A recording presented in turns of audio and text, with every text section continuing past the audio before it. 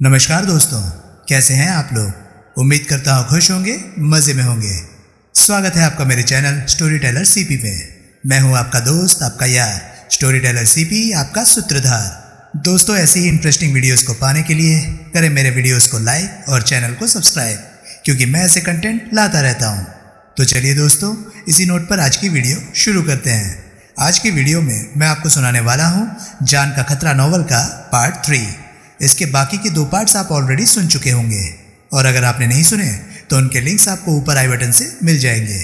तो चलिए दोस्तों, ज़्यादा देरी ना करते हुए शुरू करते हैं जान का खतरा नॉवल का पार्ट 3। सुनील बाहर निकल आया। उसका मन वितृष्णा से भर उठा था। शीला एक करोड़पति आदमी की बीवी थी, और जिस ढंग से वो उस कमरे में पड़ी थी, उससे लगता था जैसे कोई इस्तेमाल में ना आने वाली चीज़ किसी गोदाम के किसी कोने में फेंकी हुई हो। वो गलियारे में बाईं ओर के चौथे दरवाजे के सामने पहुंचा। उसने दरवाजे पर दस्तक दी और फिर उत्तर की प्रतीक्षा किए बिना उसे ठेलकर भीतर दाखिल हो गया। मोनिका एक खिड़की के पास बैठी थी। उसके गाल आंसुओं से भीगे हुए थे और आंखें लाल थी। उसने सिर उठाकर भावुक ढंग से सुनील की तरफ देखा। सुनील ने धीरे से अपने पीछे दरवाज़ा बंद किया और फिर मोनिका के सामने जा खड़ा हुआ। मुझे मुनासिब ढंग से अफसोस जाहिर करना नहीं आता, सुनील तनिक भर्राए स्वर में बोला, लेकिन जो हुआ उसका मुझे सख्त अफसोस है। मोनिका ने असहाय भाव से कंधे झटकाए, लेकिन मुंह से कुछ न बोली। तुम्हारे ख्याल से कत्ल किसने किया होगा? सुनील ने पूछा। यह सवाल मुझसे पुलिस ने भी पूछा था, मोनिका धीरे से बोली। इस बारे में मेरा कोई ख्याल नहीं, पता नहीं किसने किया ऐसा। सुनील ने गौर से उसकी तरफ देखा। मोनिका ने केवल एक क्षण के लिए उससे आंखें मिलाई, फिर वो खिड़की से बाहर देखने लगी। देखो, सुनील अपनेपन से बोला, इस कत्ल के बारे में अगर तुम कुछ जानती हो तो पुलिस को नहीं तो मुझे बता दो। मैं क्या जानती हूँ? मैं तुमसे पूछ रहा हूँ, तुम कुछ छुपा तो नहीं रही हो? अगर मैं छुपा भी रही हूँ तो तुम्हें क्या? चलो मान लिया कि मुझे कुछ नहीं, लेकिन एक सवाल का जवाब मैं फिर भी तुमसे हासिल करना चाहता हूँ। वो नेकलेस कहाँ है जो मैंने तुम्हें उपहार स्वरूप दिया था? यही है। जब मैंने उसे उतारा था तो ड्रेसिंग टेबल पर रख दिया था।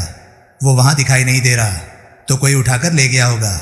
जब स्विमिंग का प्रोग्राम था तो यहाँ कपड़े बदलने के लिए दर्जनों लड़कियाँ आई थी। तुमने नेकलेस उतारा क्यों था? मुझे एक आदमी पर गुस्सा आ गया था। मैं ऐसे आदमी का उपहार नहीं पहनना चाहती थी जो मेरे सामने ही दूसरी लड़कियों से फ्लर्ट करे। नेकलेस तुमने गुस्से में अपने गले से नोचकर उतार फेंका था या उसका हुक खोलकर उसे उतारा था? हुक खोलकर उतारा था। लेकिन तुम नेकलेस के बारे में इतने सवाल क्यों पूछ रहे हो? क्या मुझे इतना महंगा उपहार देकर पछता रहे हो? उसे वापस हासिल करना चाहते हो? वापस हासिल वो मुझे पहले ही हो चुका है। सुनील ने जेब से नेकलेस निकालकर उसे दिखाया। ये मुझे तुम्हारे पापा की लाश के पास फर्श पर मिला था। मोनिका के मुंह से सिसकारी निकली। उसके चेहरे पर तीव्र अविश्वास के भाव प्रकट हुए, लेकिन सुनील को ऐसा लगा जैसे वो प्रतिक्रिया नकली थी। वास्तव में उसे मोनिका भयभीत होती प्रतीत हुई। ये कैसे हो सकता है? वो लड़खड़ाती जुबान से बोली। यह नामुमकिन है। मुझे इसमें तुम्हारी कोई शरारत दिखाई देती है। शरारत है? सुनील गहरी सांस लेकर बोला। ऐसी शरारत जो मुझे बुरी तरह फंसवा सकती है। ये एक महत्वपूर्ण सबूत है जो मैंने घटनास्थल से गायब कर दिया है तुम्हारी खातिर, लेकिन तुम्हें मेरे इस कृत्य की कोई कद्र नहीं मालूम होती। लगता है मैं खामखाई बखेड़े में फंसा। मोनिका के चेहरे के भाव बदले। लेकिन मैंने इसे ड्रेसिंग टेबल पर रखा था, वो आतुर स्वर में बोली। ये वहाँ कैसे पहुँच सकता है? शायद किसी ने मुझे फंसवाने के लिए इसे वहाँ पहुँचाया हो। देखो, सुनील नेकलेस उसके सामने करता हुआ बोला, इसका हुक टूटा हुआ है। अगर हुक ना टूटा हुआ होता तो तुम्हारी बात समझ में आ सकती थी। तुमने इसे उतारकर ड्रेसिंग टेबल पर रखा। हत्यारे ने उसे चुपचाप उठाया और हत्या के बाद इसे लाश के पास डाल दिया ताकि तुम संदेह के दायरे में आ जाओ। लेकिन इसका हुक टूटा हुआ है।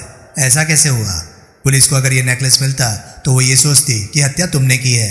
हत्या से पहले घटनास्थल पर कोई छीना झपटी मची थी जिसमें यह नेकलेस टूटकर तुम्हारे गले से गिर गया और तुम्हें खबर भी नहीं हुई। तुम मुझ पर हत्या का इल्ज़ाम लगा रहे हो? मेरे बाप की हत्या का? मैं तुम्हें स्थिति समझा रहा हूँ। मैंने पापा की हत्या नहीं की, वो सुबकती हुई बोली।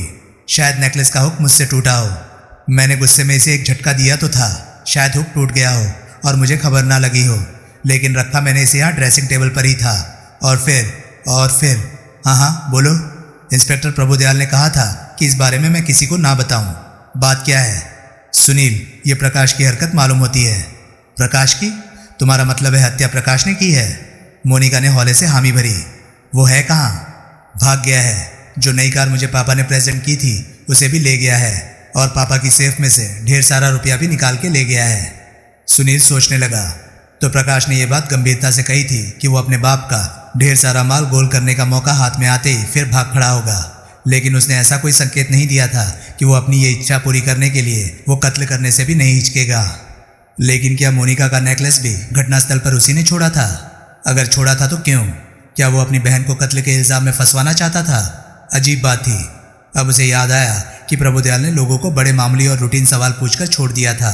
शायद उसकी निगाह में केस पहले ही हल हो चुका था और अब तक शायद प्रकाश की गिरफ्तारी के लिए कार्रवाई आरंभ भी की जा चुकी थी। तुम्हारा दिल क्या गवाही देता है मोनिका? प्रकाश ने कत्ल किया होगा? मैं कुछ नहीं जानती, वो बोली और फिर हथेलियों में मुंह छुपाकर रोने लगी। सुनील कुछ क्षण वहां ठिठका खड़ा रहा, फिर वो मोनिका को सांत्वना देने का कोई उपक्रम किए बिना घूमा और लंबे डग भरता हुआ कमरे से बाहर निकल गया। उसने नेकलेस वापस अपनी जेब में डाल लिया और गलियारे में आगे बढ़ा। तभी गलियारे का दरवाजा खुला और चौखट पर वत्सला प्रकट हुई। सुनील ठिठका, दोनों की निगाहें मिली।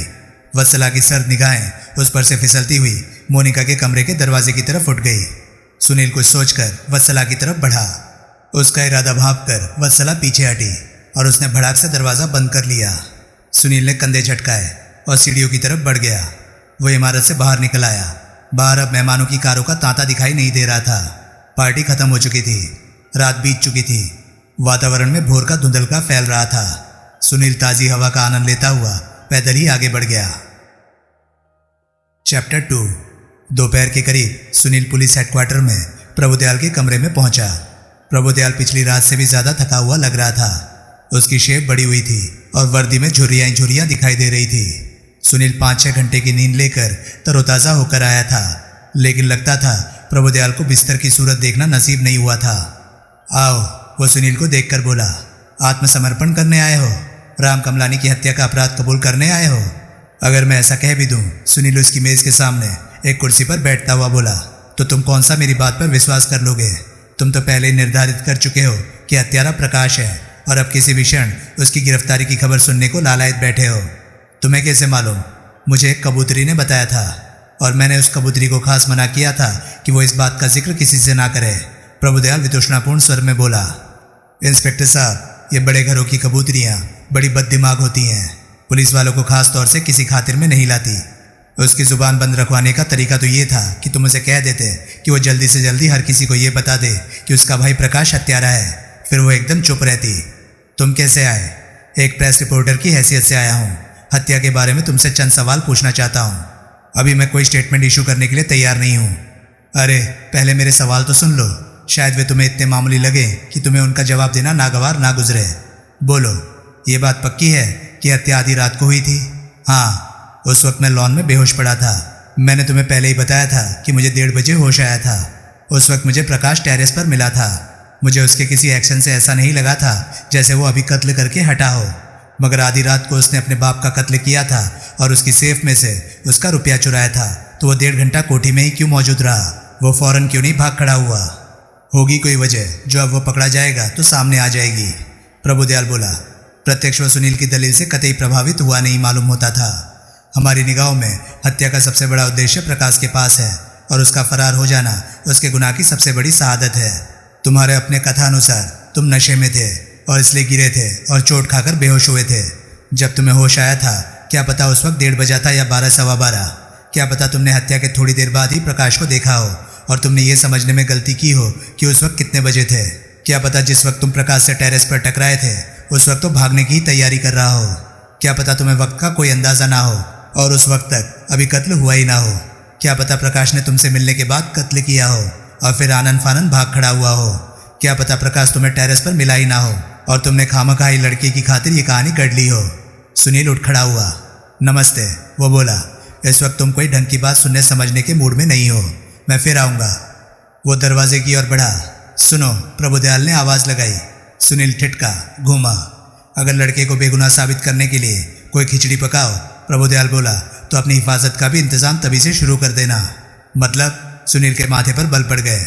मतलब ये रिपोर्टर साहब कि अगर लड़का बेगुनाह साबित हो गया तो तुम भी हत्या के संदेह के तगड़े घेरे में आ जाओगे। फिर तुम्हारी जान को खतरा पैदा हो जाएगा। मैं ध्यान रखूंगा, सुनील बोला और वहां से बाहर निकल गया। टैक्सी पर सवार होकर वो राम कमलानी की कोठी पर पहुंचा। बिना किसी रोक टोक के वो कोठी में दाखिल हो गया। तभी एक दरवाज़ा खुला और 2 चमचे से लगने वाले आदमियों के साथ लंबा चौड़ा प्रभावशाली व्यक्ति बाहर निकला। वो बिना सुनील की तरफ दृष्टिपात किए लंबे डग भरता हुआ बाहर की ओर बढ़ गया। सुनील कुछ क्षण उसे जाता देखता रहा, फिर उसने उस कमरे में झांका जिसमें से वो निकला था। भीतर शीला कमलानी बैठी थी। उसने एक काला परिधान पहना हुआ था, जिसके मुकाबले में उसके सिर के सफ़ेद बाल और भी सफ़ेद लग रहे थे। आइए मिस्टर सुनील, वो धीरे से बोली। सुनील ने तनिक हैरानी से उसकी तरफ देखा। कल जब उसका नाम उसके जहन में ताज़ा था और उसे सुरेश, सुनील, सुधीर, संतोष और न जाने किन किन नामों से पुकार रही थी और उसे फिल्म स्टार और उपन्यासकार समझ रही थी, लेकिन आज उसने पहली मर्तबा सही नाम से पुकारा था। ज़रूर पति की मौत के सदमे ने उसके दिमाग को भी ठिकाने पर पहुंचा दिया था। सुनील ने हाथ जोड़कर शीला का अभिवादन किया और फिर पूछा, ये साहब जो अभी यहाँ से तशरीफ़ ले गए हैं कौन थे? उनके बड़े भाई साहब, शीला ने बताया। गौतम कमलानी गृह मंत्रालय में जॉइंट सेक्रेटरी हैं। आज 11 साल बाद इन्होंने इस घर में कदम रखा है। अच्छा? हाँ, इन्हें उनका मुझसे शादी करना सख्त नापसंद था, इसलिए एक तरह से इन्होंने हमारा बहिष्कार कर दिया था। ओह, आओ इधर मेरे पास आकर बैठो। सुनील सोफे पर उसके समीप जा बैठा। कैसी संकट की घड़ी आ गई है बेटा, वो अवसादपूर्ण स्वर में बोली। पति की हत्या हो गई, बेटा घर से भाग गया। सुना है पुलिस समझती है कि बेटे ने बाप का कत्ल किया है। ये कैसे हो सकता है? ये कैसे हो सकता है मिस्टर सुनील? मुझे विश्वास नहीं कि प्रकाश ने हत्या की हो, सुनील बोला। मैंने ये बात उस पुलिस अधिकारी को भी समझाने की कोशिश की थी जो इस केस की तफ्तीश कर रहा है। तुमने ऐसा किया बेटा? जी हाँ, बड़ी कृपा की मुझ पर तुमने, भगवान तुम्हारा भला करे। सुनील चुप रहा। लेकिन तुमने ऐसा क्यों किया? क्योंकि मैं प्रकाश को पसंद करता हूँ। लड़का अपने बाप से खफा था, वो लड़ झगड़ सकता था और फसाद खड़ा कर सकता था, हाथापाई कर सकता था, लेकिन वो अपने बाप को गोली मारकर भाग खड़ा हुआ हो ये नामुमकिन है। और फिर कत्ल के बाद वो मुझे मिला था। अगर उसने कत्ल किया होता तो गुनाह उसके चेहरे पर लिखा होता। शीला के आंसू छलक आए। उसने भाव विहल ढंग से सुनील की ओर देखा और बोली, लेकिन गौतम साहब तो यही समझते हैं कि कत्ल प्रकाश ने किया है, इसलिए वे प्रकाश की कोई मदद करने को तैयार नहीं। वे तो कह गए हैं कि उनके भाई के हत्यारे को सज़ा ज़रूर मिलेगी, चाहे वो कोई भी हो। गृह मंत्रालय में जॉइंट सेक्रेटरी हैं। अगर उन्हें प्रकाश की बेगुनाही पर रंच मात्र भी विश्वास आ जाए तो वे उसे बचा सकते हैं, लेकिन उन्होंने मेरी एक नहीं सुनी। वे कहते हैं कि कमलानी परिवार के किसी सदस्य के कत्ल का बदला ज़रूर लिया जाएगा, चाहे इसके लिए वो एक दूसरे सदस्य को फांसी पर चढ़ा दे। वाह री कमलानी परिवार की आन बान, इन्हें कोई कुछ न कहे, अपनी बीवियों को मार डाले तो कोई इनकी तरफ उंगली ना उठाए। एकाएक शीला ने कसकर होंठ बींच लिए। लगता था अभी जो आखिरी फिक्रा उसकी जुबान से फिसल गया था, उसे उसका अफसोस हो रहा था। आपके साथ कमलानी साहब का व्यवहार अच्छा नहीं था? सुनील ने सहानुभूतिपूर्ण स्वर में पूछा। अच्छा, वो वितृष्णापूर्ण स्वर में बोली, कहते हुए मेरा कलेजा फट रहा है बेटा, लेकिन मेरे पति मुझ पर बहुत जुल्म ढाते थे, बहुत बुरा व्यवहार करते थे वे मुझसे। मेरे हर क्षण प्राण कांपते रहते थे। एक बार उन्होंने ज़रा सी बात पर मुझ पर खौलता हुआ पानी फेंक दिया था। एक बार उन्होंने मेरी हत्या करने की कोशिश की थी। नहीं, सुनील अविश्वासपूर्ण स्वर में बोला, मैं सच कह रही हूँ। एक बार हम उनके एक दोस्त आवत रमानी के यार्ड पर आमंत्रित थे। रात का वक्त था और मैं डेक पर अकेली रेलिंग के सहारे खड़ी समुद्र का नज़ारा देख रही थी। एकाएक मुझे अपने पीछे एक आहट सुनाई दी। मैं घूमी। मैंने देखा वे अपने दोनों हाथ अपने सामने फैलाए मुझ पर झपट रहे थे। इससे पहले कि मैं कुछ समझ पाती, संभल पाती, उन्होंने धक्का देकर मुझे समुद्र में गिरा दिया। लेकिन मेरी तकदीर अच्छी थी जो मेरी चीखों की आवाज़ किसी के कानों में पड़ गई। किसी ने मेरे पानी में गिरने की आवाज़ भी सुन ली। मुझे अर्धमूर्ता अवस्था में समुद्र से निकाला गया। फिर एक लंबे अरसे तक तो मुझे यही याद नहीं आया कि वास्तव में हुआ क्या था, मेरी वैसी हालत कैसे बनी। इस घटना को कई साल हो गए, लेकिन आज भी जब मुझे उसकी याद आ जाती है तो मेरे प्राण कांप जाते हैं। लेकिन वे आपको क्यों कत्ल करना चाहते थे? क्योंकि मैं बूढ़ी हो चुकी हूँ और उन्हें नौजवान लड़कियों की संगत पसंद है। आजकल वे अपनी नौजवान सेक्रेटरी के दीवाने हुए थे और उससे शादी भी करना चाहते थे। वे मुझसे तलाक हासिल करना चाहते थे, जिसके लिए मैं मान नहीं रही थी। मेरी हत्या के अलावा मुझसे पीछा छुड़ाने का उनके पास और कोई तरीका नहीं था। आई सी। मिस्टर सुनील, क्या आप मेरे बच्चे के लिए कुछ कर सकते हैं? क्या आप उसे तलाश करके ला सकते हैं? आखिर पहले भी तो आप ही उसे तलाश करके लाए थे। एकाएक उसका स्वर बेहद कातर हो उठा। क्या आप उसे बेगुनाह साबित कर सकते हैं? क्या आप दुनिया को विश्वास करा सकते हैं कि उसने अपने पापा का कत्ल नहीं किया? आप ही सोचिए, क्या कोई बेटा अपने बाप का कत्ल कर सकता है? मिस्टर सुनील, भगवान के लिए कुछ कीजिए। आप जो मांगेंगे मैं आपको दूंगी। कुछ देने की जरूरत नहीं। सुनील सांत्वनापूर्ण ढंग से उसका हाथ थपथपाता हुआ बोला, मुझसे जो बन पड़ेगा करूंगा। जीते रहो बेटा, भगवान तुम्हारा भला करे। क्या कहने, यहाँ तो भावनाओं का दरिया बह रहा है, कहीं सैलाब ना आ जाए। सुनील ने घूमकर देखा। दरवाजे पर वत्सला खड़ी थी। वो एक काले रंग की मैक्सी पहने थी और उसका चेहरा हमेशा की तरह पत्थर की तरह बेहिस था। अपने बाप की मौत का अगर उसे कोई गम था तो वो कम से कम उसके चेहरे पर नहीं झलक रहा था। मैं चलती हूँ, शीला बोली और उठकर वत्सला की बगल से यूं चोरों की तरह निकल गई जैसे वो वत्सला से डरती हो। मिस्टर सुनील, हैरानी हो रही है मुझे आपको यहाँ देखकर, वत्सला बोली। मैंने आपको कहा था कि आप यहाँ आना जाना और मोनिका से मिलना जुलना बंद कर दें, लेकिन फिर भी मैं आपको यहाँ देख रही हूँ और सुबह आपको मोनिका के बेडरूम से भी निकलते देखा था। सुबह जो कुछ आपने देखा था उसका कोई गलत मतलब मत लगाइए देवी जी। मैं पूछती हूँ, आप मोनिका से मिलना जुलना बंद करेंगे या नहीं? मोनिका की बहुत फिक्र है आपको? हाँ, और प्रकाश की? उसकी फिक्र नहीं आपको, जिसकी हत्या के इल्ज़ाम में पुलिस को तलाश है। मेरे फिक्र करने से क्या होगा? आप समझती है उसने अपने पापा की हत्या की है? ऐसा ही लगता है। आप उसे बचाने के लिए कुछ करेंगी नहीं? मैं क्या कर सकती हूँ? आपकी माँ भी कुछ नहीं कर सकती, लेकिन उसने ऐसा बर्फ में लगा हुआ टकासा जवाब नहीं दिया। उसने मुझसे प्रार्थना की कि मैं आपके भाई को बेगुनाह साबित करने के लिए किसी भी तरह कुछ करूं। ओह, तो ये बात है। आप इस घर में अपना आना जाना बरकरार रखने की खातिर मेरी माँ को झूठी तसल्लियों का सब्जबाग दिखा रहे हैं और उसे मस्का मारने की कोशिश कर रहे हैं। हे भगवान, कैसी लड़की हो तुम? क्या तुम अपने भाई की सलामती नहीं चाहती हो? क्या तुम चाहती हो कि वो कत्ल के इल्ज़ाम में फांसी पर चढ़ जाए? क्या तुम मुझसे इस हद तक नफरत करती हो कि तुम चाहती हो कि तुम्हारे परिवार का मुझसे पीछा छूट जाए, चाहे बदले में तुम्हारे भाई को मौत की सजा हो जाए? वो चुप रही। सुनील को उसकी आंखों में नफरत का लावा सा लपकता दिखाई दिया। मैं ऊपर मोनिका से मिलने जा रहा हूँ, सुनील सहज भाव से बोला। मुझे रोकना चाहती हो? उसने उत्तर नहीं दिया। सुनील कमरे से बाहर निकल गया। वो ऊपर मोनिका के कमरे में पहुंचा। मोनिका खिड़की के पास एक कुर्सी पर बैठी थी। आओ, वो उसे देखकर धीरे से बोली। सुनील उसके सामने एक कुर्सी पर बैठ गया और फिर बोला, जरा मेरी सूरत को देखो। क्यों? मोनिका के माथे पर बल पड़ गए। क्या हुआ तुम्हारी सूरत को? यही तो मैं जानना चाहता हूँ। तुम्हारी उस हिटलर बहन को तो पता नहीं क्यों मेरी सूरत को देखते ही नफरत का दौरा पड़ जाता है। अभी मिलकर आ रहे हो उससे? बदकिस्मती से हाँ। झड़प हुई? हाँ। ये तुम्हारी बहन मेरे साथ यूं ही पेश आती है या वो है ही ऐसी लीचड़, शक की मारी, खूसट बुढ़िया? पता नहीं, मैं उसके इतने करीब कभी नहीं रही कि मैं उसके दिल के भीतर झांक पाती। लेकिन सुना है कभी दीदी का किसी नौजवान से बहुत ही गर्मा गर्म इश्क चला था, लेकिन फिर टाइम फेस हो गई थी। सुना है उस नौजवान ने दीदी को धोखा दिया था और उसका दिल तोड़ दिया था। तभी से ये बड़ी सर्द मिजाज और रूखी बन गई है और आदतन हर मर्द को शक की निगाहों से देखती है। इतनी खूबसूरत है ये। कई बार कई नौजवान इसकी तरफ आकर्षित हुए, लेकिन ये किसी को कोई बढ़ावा ही नहीं देती। चाहे तो कोशिश करके देखो। वो मुझे बढ़ावा देगी? मुझे तो वो प्लेग की बीमारी समझती है। मुझे तो वो एक ही बात का बढ़ावा दे सकती है कि मैं समुद्र में जाकर डूब मरूं। छोड़ो, प्रकाश के बारे में बताओ। उसकी कोई खबर लगी? प्रकाश क्या वत्सला का सौतेला भाई है? नहीं तो क्यों? वत्सला के सिवाय हर किसी को प्रकाश की सलामती की फिक्र है। तुम्हें, तुम्हारी माँ को। तुम मम्मी से मिले हो? हाँ। वो ठीक ठाक थी? क्या मतलब? मतलब ये है कि बेचारी बिस्तर पर तो वैसे ही पड़ी रहती है। मुझे भय है कि पापा की मौत का सदमा उनकी हालत और ख़राब न कर दे। मोनिका, विश्वास जानो, कम से कम इस वजह से तुम्हारी मम्मी की हालत और ख़राब नहीं होने वाली। स्वर्गीय राम कमलानी के प्रति उनके विचार मैं अभी अभी सुनकर आ रहा हूँ। वो चुप रही। तुम्हारी मम्मी कब से बिस्तर से लगी हुई है? हमने तो जब से होश संभाला है उन्हें अधिकतर बिस्तर पर ही देखा है। हमेशा कुछ हुआ ही रहता है उन्हें।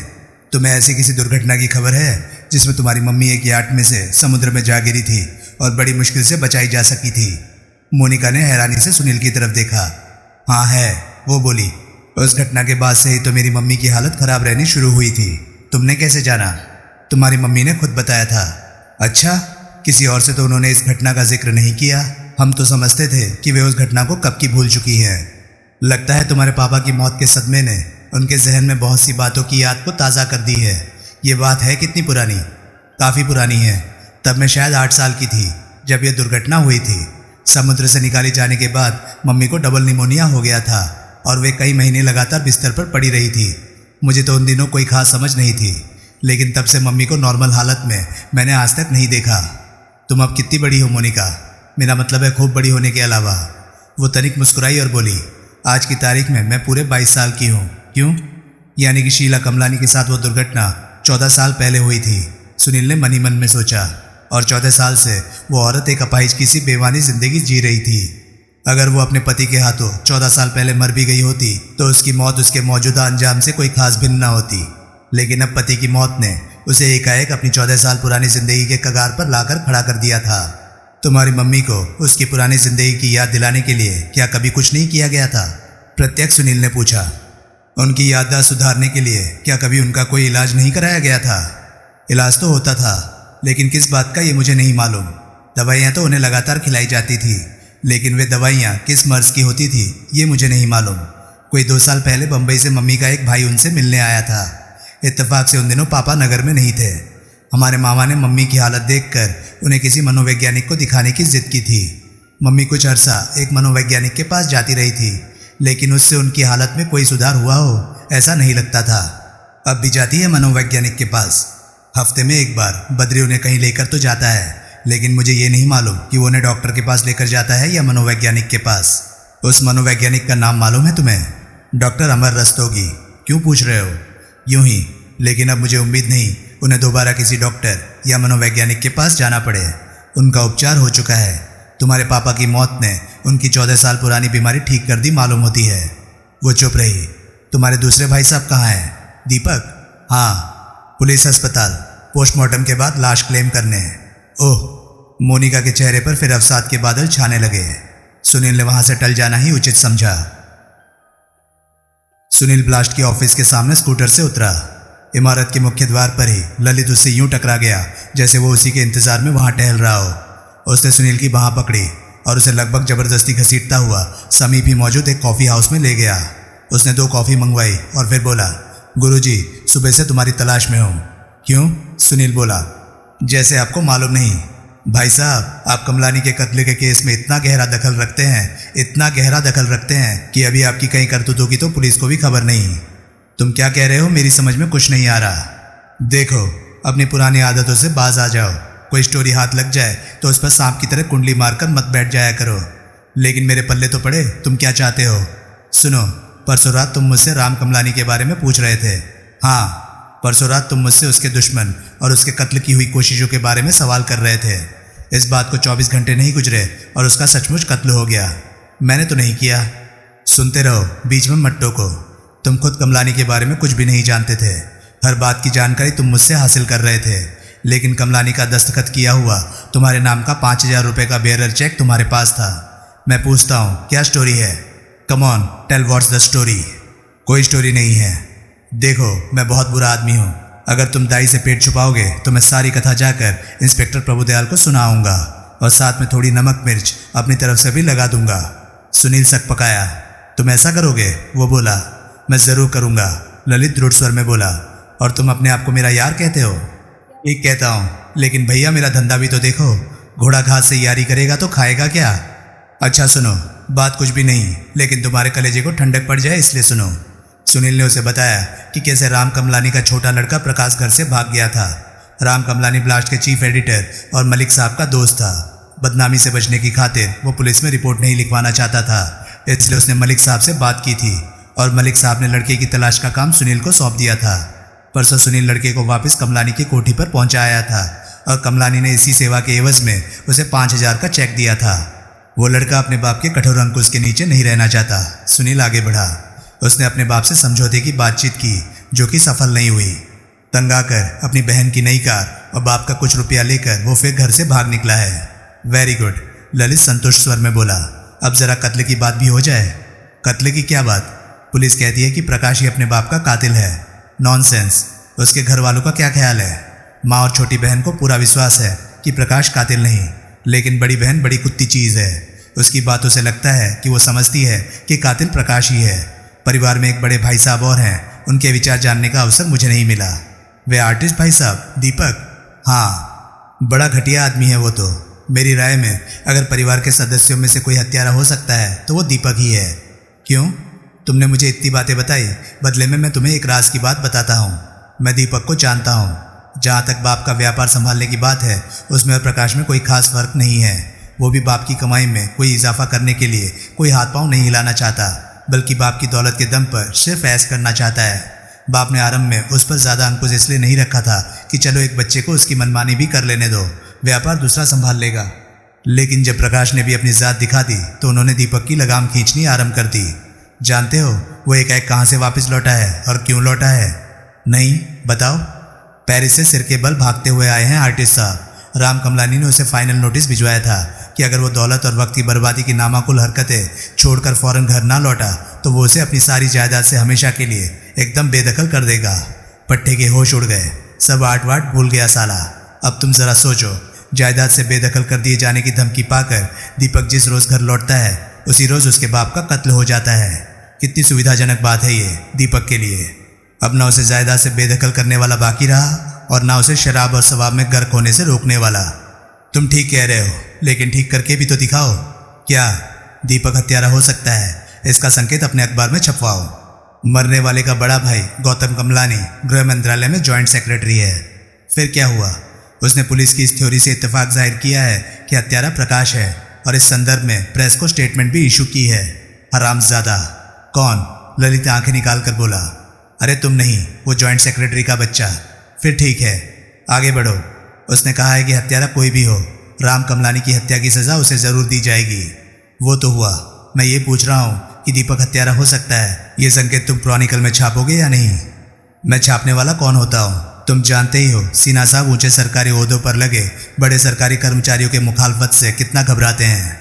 ठीक है, जहन्नुम में जाओ तुम और तुम्हारे सिन्हा साहब। मैं ब्लास्ट में गौतम कमलानी के वक्तव्य के नीचे अपना वक्तव्य छापूंगा कि प्रकाश हत्यारा नहीं है। उसे चैलेंज करोगे? हाँ। मलिक साहब मान जाएंगे? जरूर मान जाएंगे, हमेशा मानते हैं। ब्लास्ट एक निष्पक्ष अखबार है, हर पक्ष को जुबान देना उसकी पॉलिसी है। ललित चुप रहा। सुनील ने अपनी कॉफी का आखिरी घूंट पिया और उठता हुआ बोला, मैं जा रहा हूँ। ललित ने हामी भर दी। खुद उसने वहां से उठने का उपक्रम नहीं किया। अगले दिन सुबह सवेरे सुनील को फोन पर इंस्पेक्टर प्रभुदयाल का पुलिस हेडक्वार्टर पहुंचने का बुलावा आ गया। वो एक स्कूटर पर पुलिस हेडक्वार्टर रवाना हो गया। उस रोज के समस्त अखबारों में राम कमलानी की मौत की खबर मोटी सुर्खियों में मुख्य पृष्ठ पर छपी थी, लेकिन क्योंकि सुनील खुद उस कत्ल का गवाह था और उसने बड़े पुरजोर तरीके से कहा था कि प्रकाश निर्दोष है, इसलिए सबसे अधिक सनसनी ब्लास्ट ने ही फैलाई।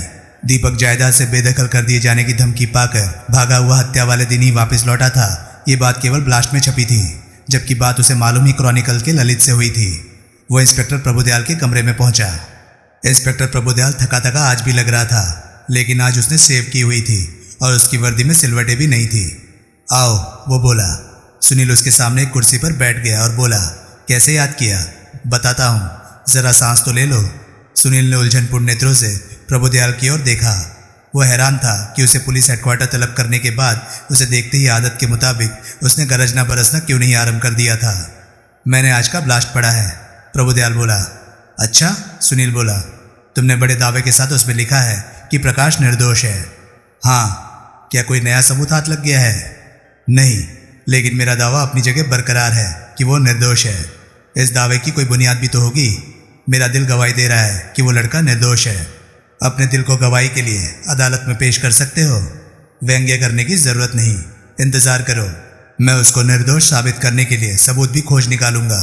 इतिहास गवाह है, तुम गवाह हो इस हकीकत के कि जिस किसी आदमी के निर्दोष होने का दावा मैंने किया है वो हमेशा निर्दोष ही निकला है। लेकिन अगर तुम्हें पता लगे कि लड़का हत्यारा है तो क्या तुम केवल अपनी जिद पर अड़े रहने के लिए, अपनी बात सच्ची करने के लिए उसे निर्दोष साबित करने की कोशिश करोगे? मतलब मान लो प्रकाश खुद तुमसे कहे कि उसने अपने बाप का कत्ल किया है, तो भी क्या तुम उसे सजा से बचाने की कोशिश करोगे? नहीं, हरगिज नहीं। वेरी गुड, लेकिन मैं इन सवालों का मतलब पूछ सकता हूँ? मैं सुबह सवेरे पुलिस हेडक्वार्टर बुलाए जाने की वजह पूछ सकता हूँ? प्रभुदयाल एक क्षण चुप रहा और फिर सहज स्वर में बोला, प्रकाश गिरफ्तार हो चुका है। वो इस वक्त हमारी हिरासत में है। हमने उसकी जेब में से 100 के नोटों की सूरत में 50,000 रुपये भी बरामद किए हैं, लेकिन वो कोई बयान देने को तैयार नहीं। तुम लड़के के बड़े हिमायती बनते हो, वो तुमसे बहुत प्रभावित भी मालूम होता है। मैंने तुम्हें इसलिए बुलाया था कि शायद वो तुम्हारे सामने जुबान खोलने को तैयार हो जाए। ओहो, तो ये बात है, तुम मुझे उसको फंसाने के लिए साधन बनाना चाहते हो? हर्ज क्या है? अगर वो बेगुनाह है तो वो यही तो कहेगा कि वो बेगुनाह है। अगर वो गुनहगार होगा तो तुमने खुद कहा है कि तुम उसको सजा से बचाने की कोशिश नहीं करोगे।